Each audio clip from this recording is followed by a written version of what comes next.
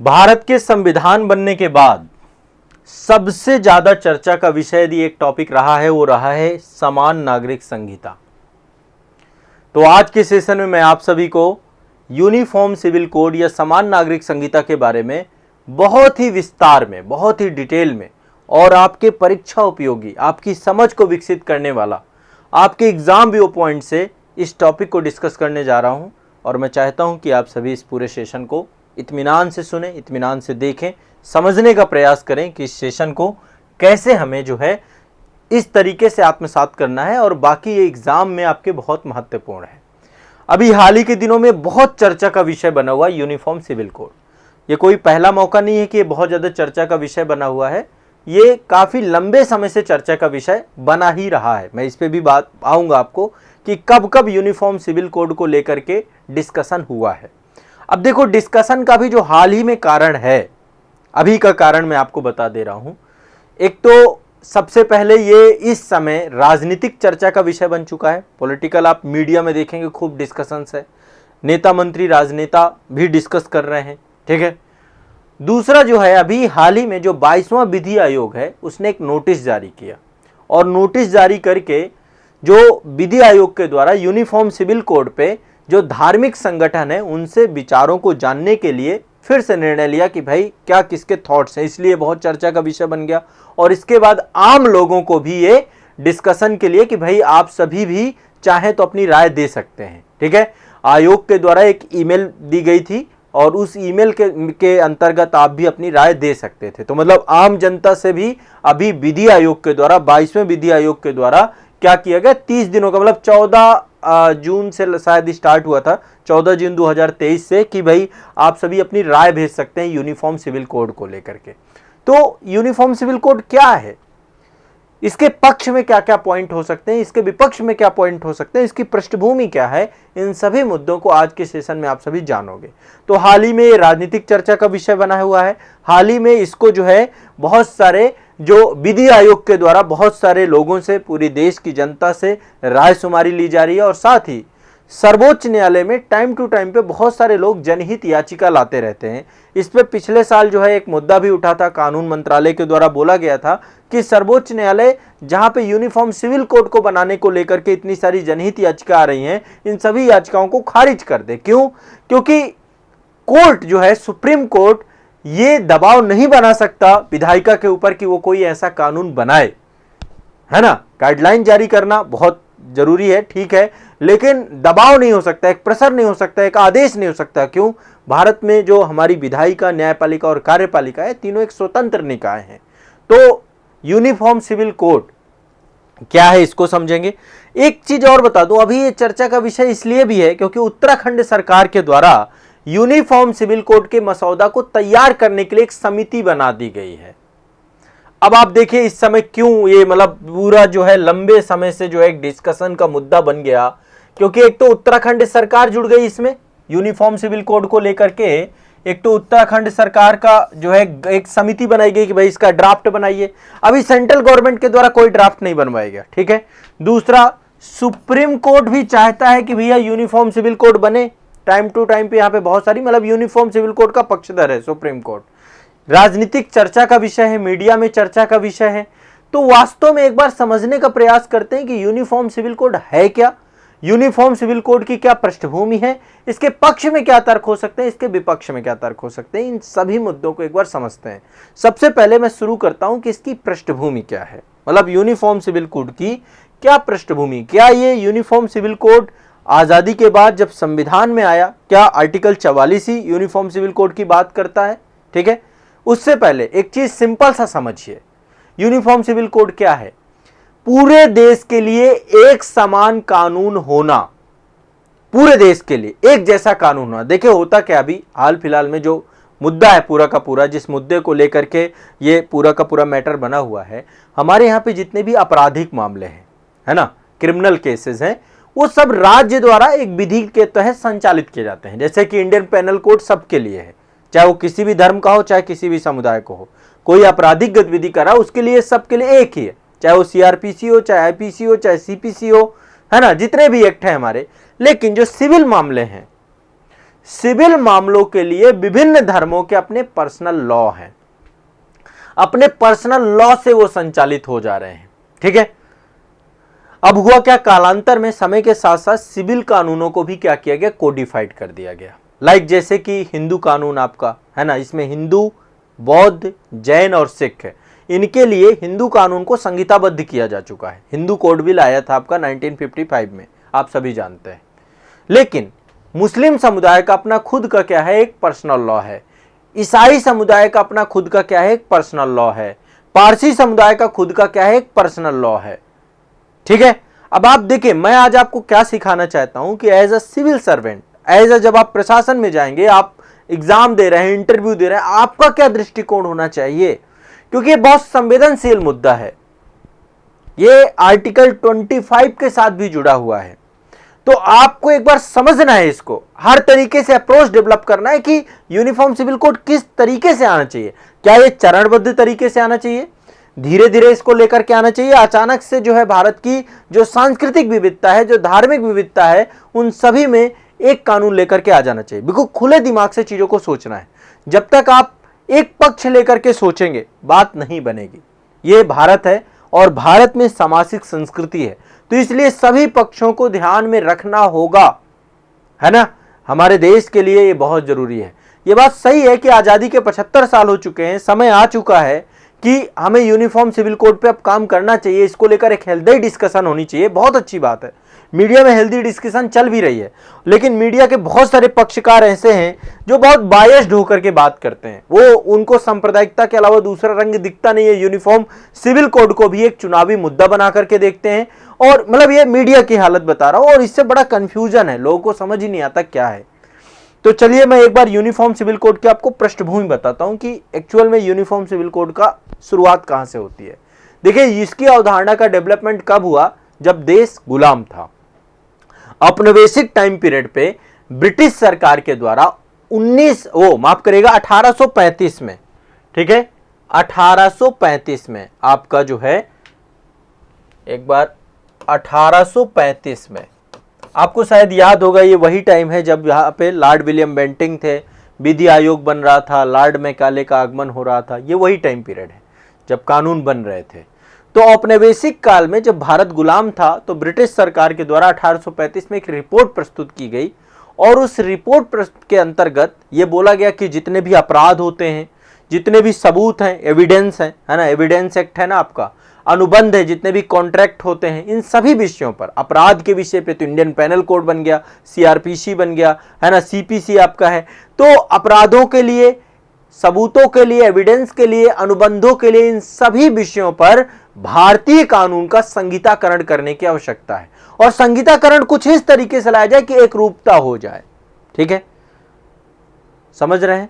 लेकिन इस रिपोर्ट में हिंदू और मुसलमानों के व्यक्तिगत कानूनों में एक रूपता को बाहर रखने की बात की गई कि भाई इनको मत छेड़िए, हिंदू अपने हिसाब से चले, मुस्लिम अपने हिसाब से चले। ठीक है, तो अब क्या हुआ, लगातार जो है आपका संहिताकरण हुआ, और आपराधिक मामलों के लिए बहुत सारे कोड बन गए। जैसे इंडियन पेनल कोड 1961 में, वो 1861 में बन गया आपका, भारतीय दंड संहिता। तो ऐसे करके बहुत सारे एक्ट आपके लगातार बने। ठीक है, अब जब ब्रिटिश शासन लगातार शासन करते करते 1940 में पहुंचता है, तो 1940 में व्यक्तिगत मामले बहुत सारे बढ़ते चले गए। धर्म से जुड़े हुए थे, तलाक से जुड़े हुए, विवाह से जुड़े हुए, उत्तराधिकार से जुड़े हुए, जमीन से जुड़े हुए, बहुत सारे व्यक्तिगत मुद्दे थे, वसीयत से जुड़े हुए। ऐसे कई मामलों को लेकर के, कई सारे मुद्दों को लेकर के कानूनों की संख्या में वृद्धि हो रही थी। कई सारे कानून थे, हिंदुओं के लिए अलग कानून, मुस्लिमों के लिए अपना पर्सनल लॉ, ईसाई के लिए अलग, पारसी के लिए अलग, जैन सभी समुदाय अपने अपने खुद के जो है पर्सनल लॉ के तहत ऑपरेट हो रहे थे। तो 1941 में 1941 में एक समिति और बनाई गई। आप लोग लिखते जाइएगा, ये क्लियरिटी मतलब आपको होती जाएगी। 1941 में हिंदू कानून को संहिताबद्ध करने के लिए एक कमेटी बनाई गई, BN राव समिति। BN राव समिति ये केवल बनाई गई हिंदू कानूनों को लेकर के। BN राव समिति ये कमेटी बनाई गई थी 1941 में ब्रिटिश इंडिया में। ठीक है, इसके बाद इन्होंने क्या किया कि अपनी सिफारिश प्रस्तुत की, तब तक देश आज़ाद हो गया। और इन्हीं सिफारिशों के आधार पे कालांतर में हिंदुओं, बौद्धों, जैनों और सिखों, इन 4 धर्मों से जुड़े हुए लोगों को हिंदू, ठीक है, बौद्ध, जैन और सिख, ये 4 समुदायों के लिए एक कानून बना दिया गया, हिंदू कोड बिल 1955। बड़ा विवाद हुआ, 1956 में आया था वैसे ये, लेकिन ये बड़ा विवाद हुआ आपका इसमें। आपको पता है कानून मंत्री उस समय बी आर अम्बेडकर थे, इस्तीफा भी दिया उन्होंने। तो हिंदू उत्तराधिकार अधिनियम के तौर पे एक विधेयक आया, ठीक है, हिंदू उत्तराधिकार। लेकिन अभी भी मुसलमानों का, ईसाइयों का, पारसी लोगों का अपना अलग अलग व्यक्तिगत कानून, पर्सनल लॉ था। एकरूपता देने की काम की गया हिंदू समुदाय पे, और इसमें जवाहरलाल नेहरू की एक बड़ी भूमिका देखने को मिलती है, ठीक है। अब लगातार ये होने के बाद अभी भी पर्सनल लॉ हैं, अदर जितने भी धर्म हैं वो सारे समुदायों का, सभी धार्मिक समुदायों का, चूंकि ये मुद्दा पूरा धर्म से जुड़ा हुआ है तो इसलिए बहुत संवेदनशील हो जाता है। इसलिए हमें बहुत सूझबूझ और बहुत ही इसको चरणबद्ध तरीके से काम करना होगा, और सरकार शायद इसी दिशा में आगे बढ़ भी रही है। अब इसके बाद सुप्रीम कोर्ट के, हाई कोर्ट के कई सारे केस ऐसे रहे जहां पर यूनिफॉर्म सिविल कोड को लेकर के लगातार चर्चा होती रही। जैसे कि साहिबानों का मामला आया था, शायद आप सभी जानते हो 1985 में साहिबानों मामला आया था, ठीक है। इसके बाद सरला मुगदल वाद आया था। अब ये देखो केस अपने आप में बहुत बड़े केस है, मैं इनको बारे में अलग से कभी क्लास में लेकर के आपको बताऊंगा। साहिबानों का मुद्दा था आपका, ये भी आपका तलाक से जुड़ा हुआ मुद्दा था, ठीक है, पुनर्विवाह से जुड़ा हुआ मुद्दा था, ये सब बाद में। सरला मुगदल वाद आया था आपका,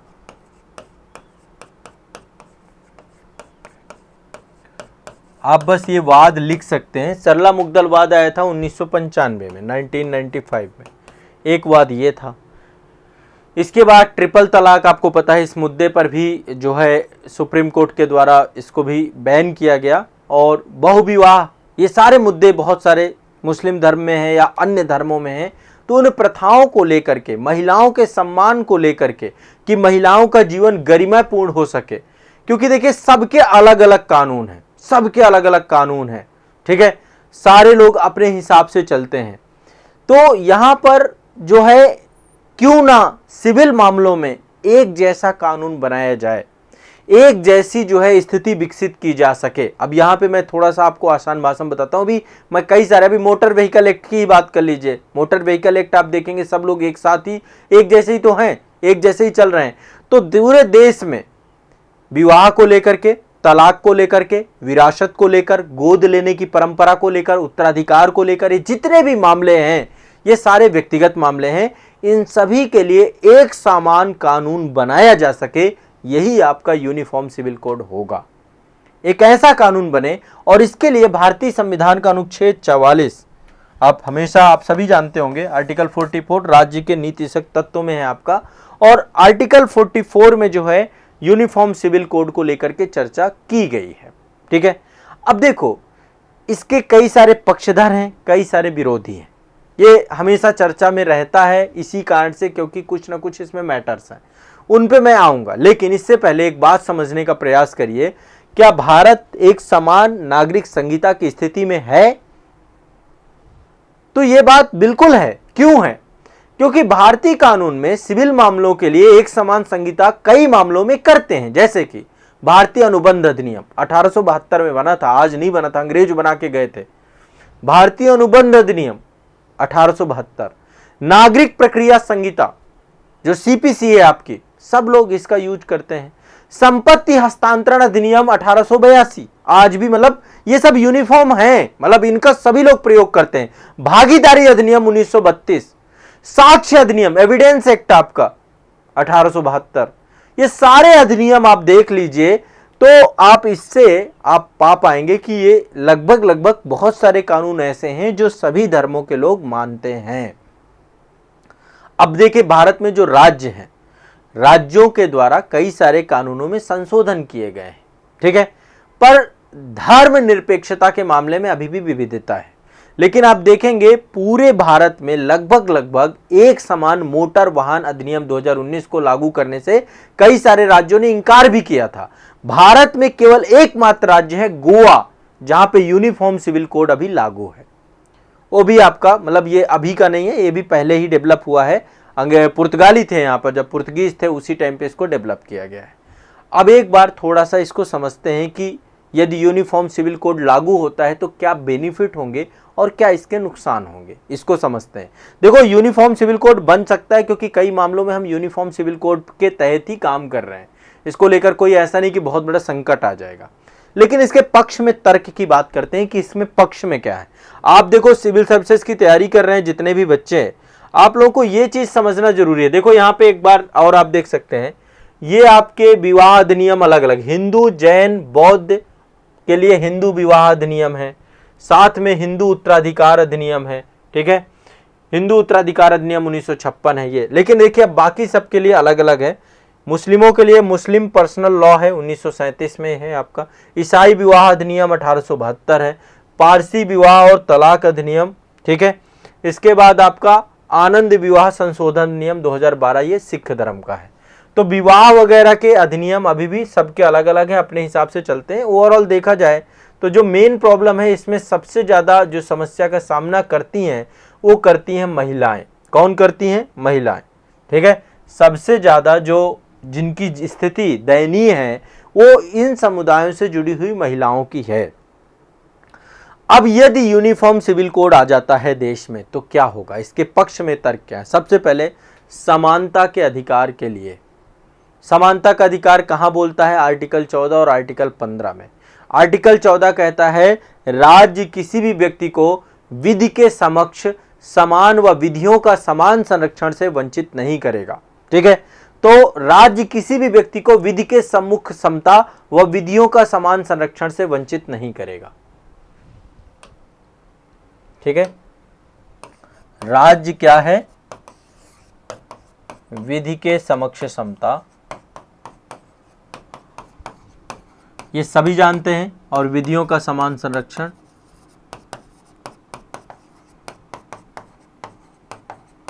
ये दोनों चीजें आर्टिकल 14 के अंतर्गत आती हैं। तो समानता के अधिकार को जोड़ेगा। 15 में क्या कहता है? राज्य धर्म, मूल वंश, लिंग, निवास, जन्म स्थान पे विभेद नहीं करेगा।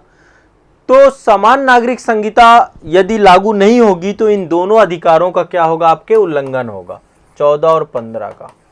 एक पक्ष में तो आप ये बात लिख सकते हैं कि आर्टिकल 14 और 15 को यदि हमें लागू कराना है तो ये आपकी यूसीसी उसके लिए आवश्यक है, पहली चीज ये। दूसरा, सामाजिक न्याय, सोशल जस्टिस।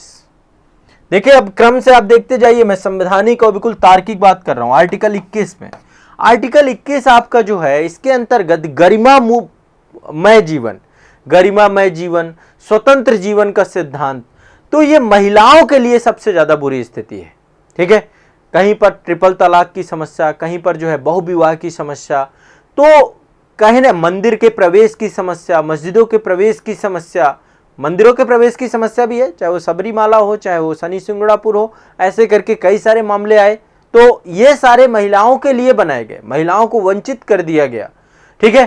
तो 3 तलाक, मंदिर प्रवेश, ऐसे कई मामले हैं जहां पे पितृ सत्ता उभर के सामने आती है और धर्म द्वारा संचालित की जाती है। उत्तराधिकार के मामले में विभिन्न पर्सनल लॉ में भी अंतर दिखाई देता है। ऐसे में महिलाओं के अधिकार की रक्षा करने के लिए, सामाजिक न्याय को स्थापित करने के लिए, आर्टिकल 21 को एस्टैब्लिश करने के लिए समान नागरिक संहिता की आवश्यकता है, ठीक है। समान नागरिक संहिता धार्मिक नहीं बल्कि सामाजिक विषय है। देखा जाए तो यूनिफॉर्म सिविल कोड एक सामाजिक समस्या का समाधान करेंगे। अभी देखो मैं पक्ष में बात कर रहा हूं, जब विपक्ष की बात आएगी मैं विपक्ष में आ जाऊंगा। देखो यही आपके अंदर एक सीख होनी चाहिए, आपको दोनों पक्षों को एनालिसिस करना है और इसके फिर सॉल्यूशन में जाना है कि वास्तव में इसका समाधान क्या हो सकता है, ठीक है। तो ये क्या है? सामाजिक विषय है। इसको धार्मिक चश्मे से ना देख करके सामाजिक चश्मे से देखा जाए कि महिलाओं की जो स्थिति है उसको कैसे बेहतर किया जा सकता है। आपको पता है महिलाएं दोयम दर्जे में रही हमेशा, देश की पूरी आधी आबादी को आपने कहां पे लाके खड़ा कर दिया। तो वो चीज जो है यूनिफॉर्म सिविल कोड से हो पाएगी। अधिकार प्रॉपर्टी में राइट ही नहीं महिलाओं का, वो धीरे धीरे जो है कोर्ट के द्वारा और कई सारे उस मामलों में जो है आज के टाइम पे महिलाओं को संपत्ति में उत्तराधिकार मिल रहा है। तो ये एक बहुत इंपॉर्टेंट हो जाएगा। पहला पक्ष मैंने आपको बताया समानता, दूसरा पक्ष मैंने बताया सामाजिक न्याय। ये पॉइंट आप लोग लिख सकते हो। देखो ये सब काम आएंगे आपको जब आप आंसर राइटिंग करेंगे ना। समानता के अधिकार के लिए यदि इसको आपको लागू कराना है। दूसरा सामाजिक न्याय, सामाजिक न्याय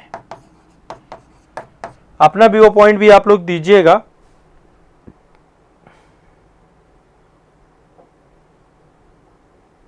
अभी आते हैं बिल्कुल आप लोग, आप लास्ट में आप लोगों के कमेंट भी लूंगा मैं।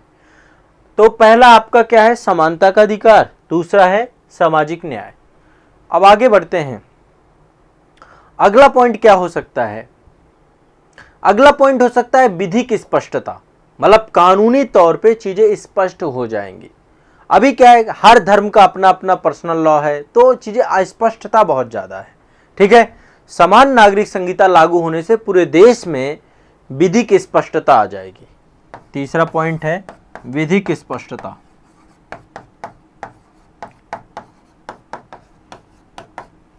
कानूनी तौर पे चीजें बहुत ज्यादा स्पष्ट हो जाएंगी। अब दूसरा राज्य के नीतिशक तत्व, हमारे संविधान में लिखा हुआ है, आर्टिकल 44 में लिखा हुआ है कि जो है राज्य का कर्तव्य है कि वो एक समान नागरिक संहिता को लागू करने का प्रयास करे। ठीक है, तो बहुत सारे पक्षधर यही भी हैं कि हमें जो है नागरिक संहिता इसलिए लागू करनी है क्योंकि इससे क्या होगा, जो है आपका संवैधानिक स्वरूप जो आपका संविधान कहता है, संविधान को पूर्ण रूप से लागू करने की दिशा में जो हम आगे बढ़ रहे हैं, संविधान का पालन होगा। संविधान भी यही चाहता है, कॉन्स्टिट्यूशनल पावर है ये, कॉन्स्टिट्यूशन ने इस बात को कहा है, तो इसलिए इस दिशा में आगे बढ़ना है, संविधान का पालन करना है। लैंगिक भेदभाव की समाप्ति, 5 नंबर पे आप ये भी लिख सकते हैं, लैंगिक भेदभाव, भेदभाव की समाप्ति।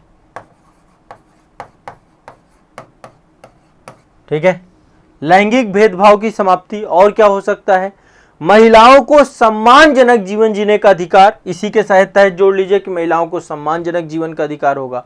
दूसरा, यदि यूनिफॉर्म सिविल कोड आ जाएगा, चीजें एक देशी हो जाएंगी, तो परस्पर सद्भाव बढ़ेगा, धार्मिक सद्भाव बढ़ेगा, कट्टरता में कमी आएगी, कट्टरता में कमी आएगी। अभी जो मुद्दे पे हम लड़ जाते हैं, ये यही कारण है, कट्टरता में कमी आएगी, कालांतर में आपसी विश्वास बढ़ेगा। ठीक है, दूसरा, चूंकि भारत की इतनी बड़ी जनसंख्या है, तो इतनी बड़ी जनसंख्या के लिए प्रशासन क्या हो जाएगा, सुविधाजनक हो जाएगा। प्रशासन कैसा हो जाएगा आपका, सुविधाजनक, सुविधाजनक प्रशासन हो जाएगा आपका। ठीक है, समझ रहे हैं बात को। अब जब आपका एकीकृत पर्सनल लॉ हो जाएंगे, सभी पर्सनल लॉ एक जैसे हो जाएंगे, तो समुदायों में व्याप्त बुराइयां समाप्त हो जाएंगी, सामाजिक कुरीतियां समाप्त हो जाएंगी, अन्यायपूर्ण समाज जो है आपका खत्म हो जाएगा, तर्कहीन परंपराओं को समाप्त कर दिया जाएगा, तो एक प्रगतिशील समाज का जन्म होगा, प्रगतिशील समाज का जन्म, समाज का जन्म भारत में। ठीक है, क्या होगा, अन्याय खत्म हो जाएंगे, तर्कहीन परंपराएं, बहुत सारी रूढ़ियां परंपराएं जो चल रही हैं पर्सनल लॉज में, वो समाप्त हो जाएंगी। ठीक है, ये कारण आप 8 पॉइंट मैंने आपको बताए, ये 8 पॉइंट आप लिख सकते हैं पक्ष में, ये पक्ष के पॉइंट हैं। अब विरोध करते हैं, इसका विपक्ष क्या, इसका विरोध का क्या कारण है, कैसे हम इसका विरोध कर सकते हैं। ठीक है, यूनिफॉर्म सिविल कोड का विरोध कैसे किया जा सकता है और क्यों विरोध हो रहा है, क्या आधार बनाए जा रहे हैं विरोध के, आधार क्या है यूनिफॉर्म सिविल कोड को लेकर के, कि क्या किन आधारों पर हम इसको क्रिटिसाइज करें। तो इसके विपक्ष में कुछ पॉइंट आप लिख सकते हैं, जैसे कि पहला पक्ष, आर्टिकल 25 धार्मिक स्वतंत्रता के मौलिक अधिकार का उल्लंघन, सबसे बड़ा पॉइंट ये है आपका। आर्टिकल 25 आपका सभी नागरिकों को धर्म को मानने, उसका प्रसार करने, उसके आचरण हेतु स्वतंत्रता प्रदान करता है। ठीक है, सभी समान नागरिक संहिता लागू हो जाने से धार्मिक आस्था पर प्रश्न उठेगा। ये विपक्ष के बात लिख रहा हूं, अब विपक्ष पे आ जाइए आप सभी लोग, है ना। और क्या है ये, अनुच्छेद 25, अनुच्छेद 25 का उल्लंघन होगा। ये भी संविधान में लिखा हुआ है, फंडामेंटल राइट है ये, इसलिए इसका बहुत बड़ा इंपॉर्टेंस हो जाता है। समान नागरिक धर्म संहिता से धार्मिक अधिकारों से संबंधित आपका आर्टिकल 25 इसका उल्लंघन होगा, धार्मिक आस्था पर प्रश्न उठेगा। अब एक चीज और ध्यान रखिएगा, आपको पता है अभी हमारे देश की समस्या क्या है? हमारे देश की सबसे बड़ी समस्या है कि राजनीतिक तौर पे तो हम स्वतंत्र हो गए, लोकतंत्र भी आ चुका है, जनता का शासन भी हो गया, चुना हुआ प्रतिनिधि भी देश में शासन कर रहा है, लेकिन जो देश का सामाजिक स्थिति है वो अभी लोकतांत्रिक नहीं हुई है। समाज अभी हमारा लोकतांत्रिक नहीं है। जिस दिन समाज लोकतांत्रिक हो जाएगा वो सबके अधिकारों की बात करेगा, सबके राइट्स की बात करेगा। तो ऐसी स्थिति में चूंकि अभी समाज इतना प्रगतिशील नहीं हुआ, लोकतांत्रिक नहीं है, तो ऐसी स्थिति में यदि यूनिफॉर्म सिविल कोड लागू करते हैं तो समाज में संघर्ष की स्थिति को जन्म दे देगा। समाज में क्या हो जाएगा? संघर्ष हो जाएगा। तभी तो देखिए सभी जो है इस मुद्दे पे, आदिवासी समूह है ना, सब आएंगे, सारे सब लोग आएंगे, ऐसा नहीं होगा कोई छोड़ा जाएगा। तो समाज में अभी अब मणिपुर में देखिए क्या हुआ, मणिपुर में तो पूरा जनजातीय हिंसा का मामला था आपका, कल मैंने सेशन में डिस्कस भी किया आप लोगों से। तो समाज में संघर्ष की स्थिति आ जाएगी। दूसरा, भारतीय समाज में धर्म अभी बहुत महत्वपूर्ण स्तंभ है। भारतीय समाज में धर्म एक महत्वपूर्ण स्तंभ है, धर्म को सबसे ऊपर रखा गया है, धर्म के हिसाब से ही व्यक्ति का जीवन संचालित होता है, ठीक है। तो ऐसे से समान नागरिक संहिता के आ जाने से धर्म पर आघात समझा जाएगा, यूसीसी आ जाने से धर्म पे आघात समझा जाएगा कि आपकी जो व्यक्तिगत भावनाएं हैं जो आर्टिकल 25 के तहत आपको मिली हैं, इस पे आघात किया जा रहा है, ठीक है। तीसरा, चौथा पॉइंट क्या हो सकता है? ये तीसरा पॉइंट है धार्मिक आघात, व्यक्तिगत तौर पे धार्मिक आघात। चौथा पॉइंट हो सकता है कि जो राज्य के नीति सख्त तत्व हैं, यदि यूनिफॉर्म सिविल कोड नहीं लाया जाएगा तो राज्य के नीति निर्देशक तत्व ये कभी भी प्रवर्तन में आ ही नहीं पाएंगे, प्रवर्तनीय नहीं हो पाएंगे।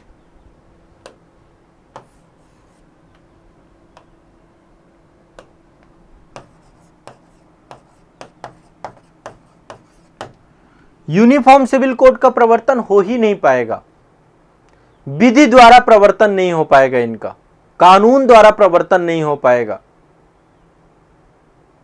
अब दूसरा ये भी कहा जा रहा है कि ये इंफोर्समेंट नहीं है, जरूरी नहीं है। यूसीसी के बारे में यदि डीपीएसपी में आर्टिकल 44 में लिख दिया गया है तो कोई जरूरी नहीं है कि इसके लिए इनको जबरदस्ती लागू कराना है। ये तो देश की परिस्थितियों के हिसाब से ही है कि जैसे जैसे परिस्थितियां बनेगी वैसे वैसे आपका जो है यूनिफॉर्म सिविल कोड लागू किया जाएगा, यही तो स्थिति बनी हुई है। तीसरा, चौथा पॉइंट, पांचवा पॉइंट क्या है? भारत की जो सामाजिक संस्कृति है उसको संकट आ जाएगा।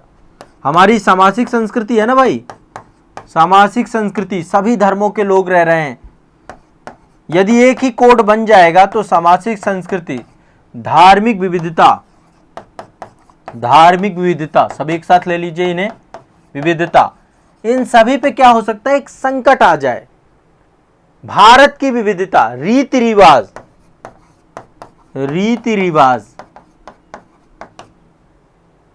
क्षेत्रीय परंपराओं को खतरा हो जाएगा, जो क्षेत्रीय परंपराएं उनको भी खतरा हो जाएगा, क्षेत्रीय परंपराओं को खतरा,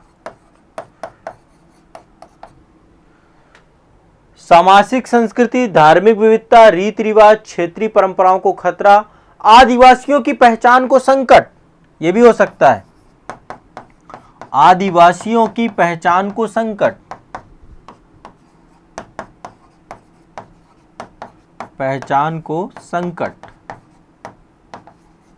इन सभी कार्डों से हम निकल सकते हैं, मतलब गुजर सकते हैं।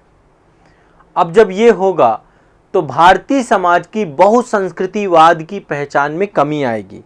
ये पॉइंट लिखते जाइएगा आप, ठीक है, ध्यान से लिखते जाइए। 5 हो गए, 6वें नंबर पे आते हैं। 6वां पॉइंट क्या होगा इसमें?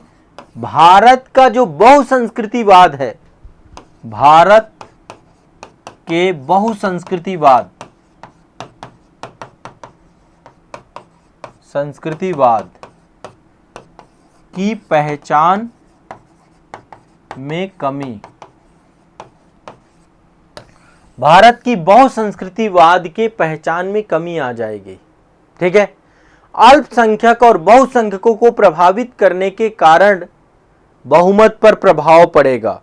ठीक है, धार्मिक पहचान कमजोर हो जाएगी, धार्मिक पहचान कमजोर हो जाएगी। 8वें नंबर पे, और क्या, ये सब विपक्ष की बात हो रही है।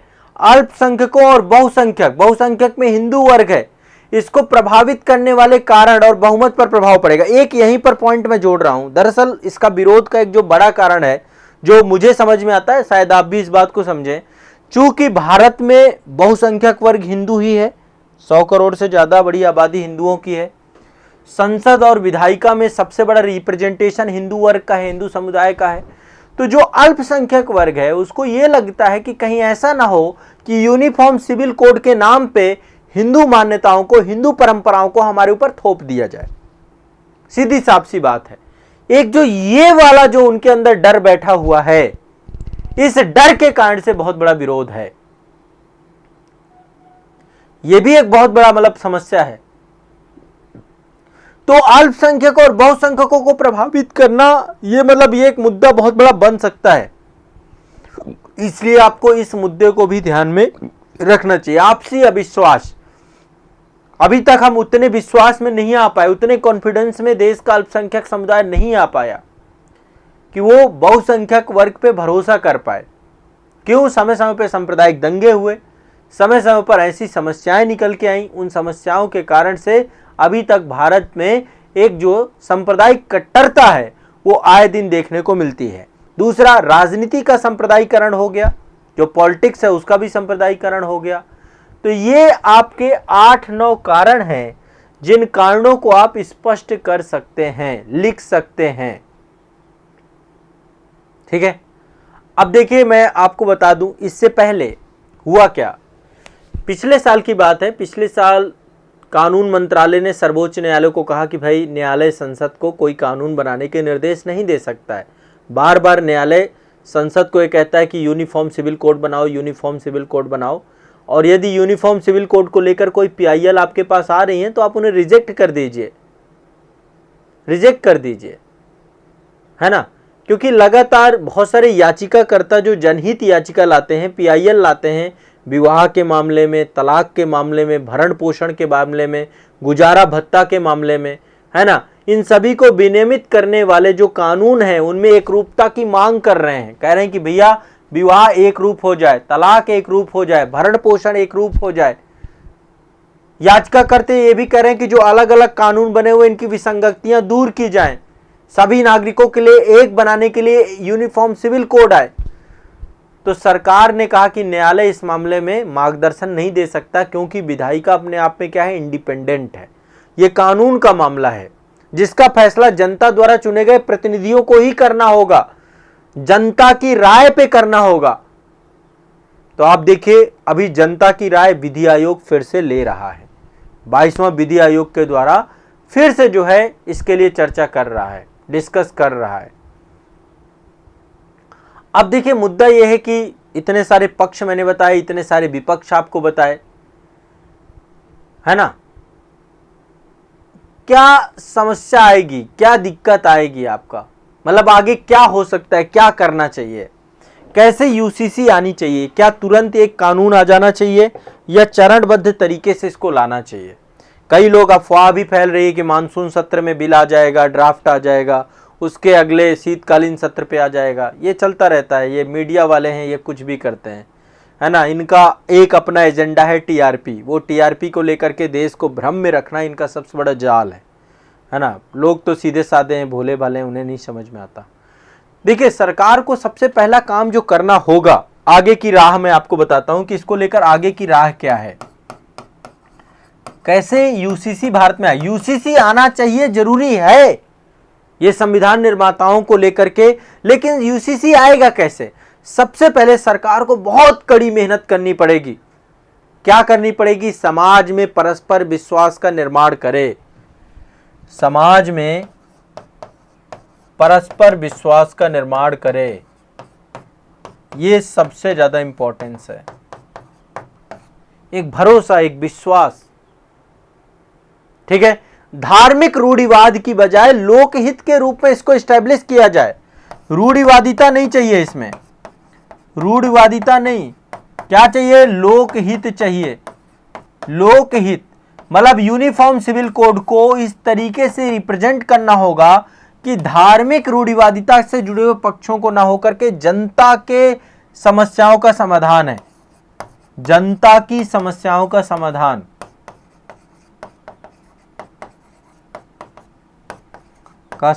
है जनता की समस्याओं का समाधान। लोकहित को सर्वोपरि रखना होगा। एक सर्वव्यापी दृष्टिकोण बनाना पड़ेगा सरकार को, एक ऐसा विजन डेवलप करना पड़ेगा, और एक साथ नहीं से लागू कर सकते। चरणबद्ध तरीके से हमें यूसीसी को लागू करना होगा। पहले जैसे विवाह के मामले में यूसीसी लेकर के आए, फिर गोद लेने से जुड़े हुए मुद्दों पर लेकर आए, फिर उत्तराधिकार से जुड़े हुए मुद्दों पर लेकर आए। ये चरणबद्ध तरीके से यूनिफॉर्म सिविल कोड को लागू करना चाहिए। और जितने भी पर्सनल लॉ हैं, बहुत सारे व्यक्तिगत कानून है, चाहे मुस्लिम पर्सनल लॉ हो, चाहे ईसाई पर्सनल लॉ हो, चाहे वो पारसी पर्सनल लॉ हो, इन सभी के कानूनों को संहिताबद्ध करना चाहिए। इनको क्या करना चाहिए? कोडिफाइड करना चाहिए। इनके लिए आवश्यक जो है बिल लाने चाहिए, और इनसे जुड़े हुए जितने भी पूर्वाग्रह हैं, रूढ़िवादिता हैं, इनको, इन सभी पहलुओं को फंडामेंटल के आधार पर रेखांकित करना चाहिए और इनका परीक्षण करके इनको हटा देना चाहिए।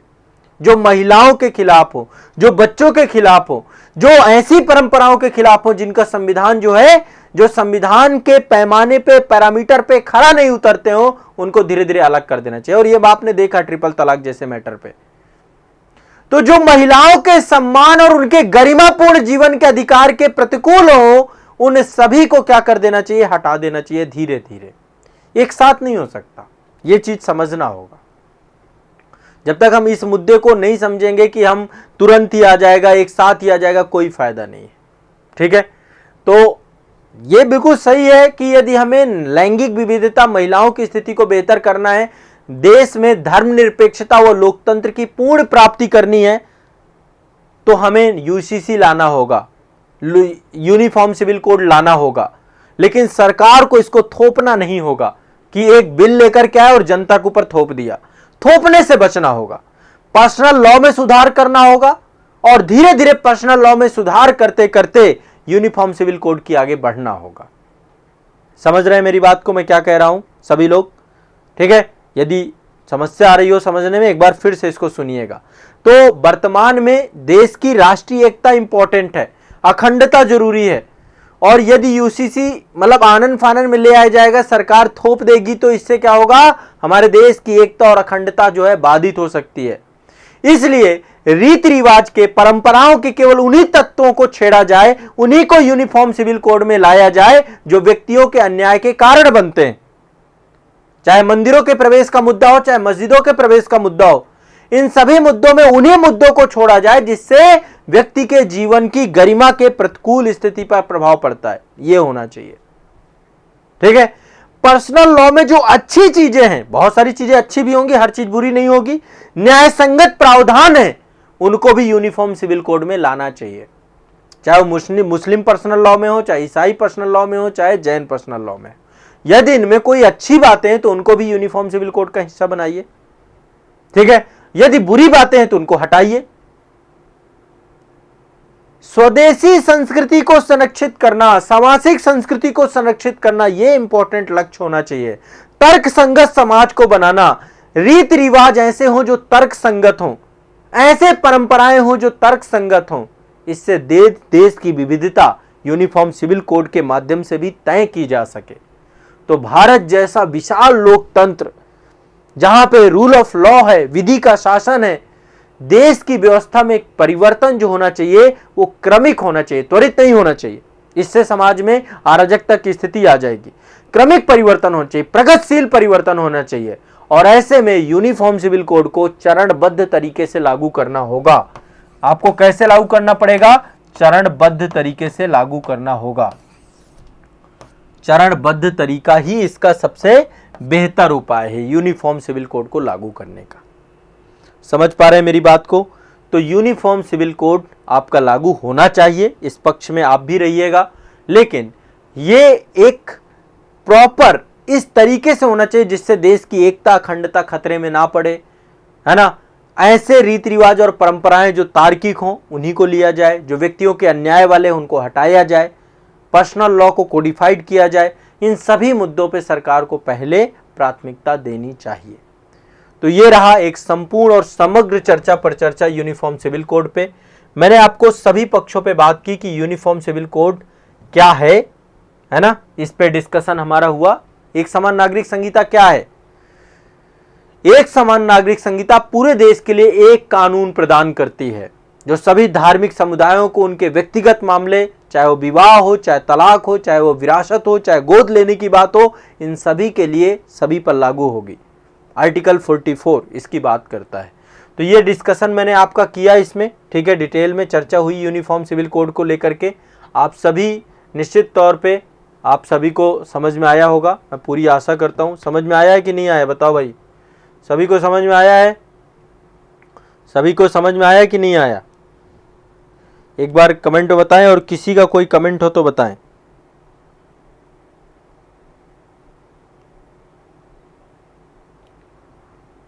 विजय वर्मा जी, यदि मतलब देखिए, किसान बिल भी आया था किसानों की रायशुमारी के खिलाफ, लेकिन उसका हुआ क्या हश्र।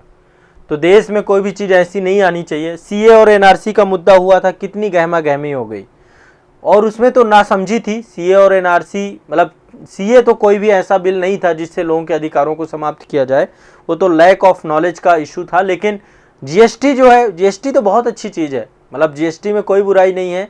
जब देश में कोई भी चीज़ पारदर्शिता किसी चीज़ को लेकर के आए, ट्रांसपेरेंसी लेकर के आए, उसको हम गलत नहीं ठहरा सकते। जीएसटी किसी भी तरीके से गलत नहीं है।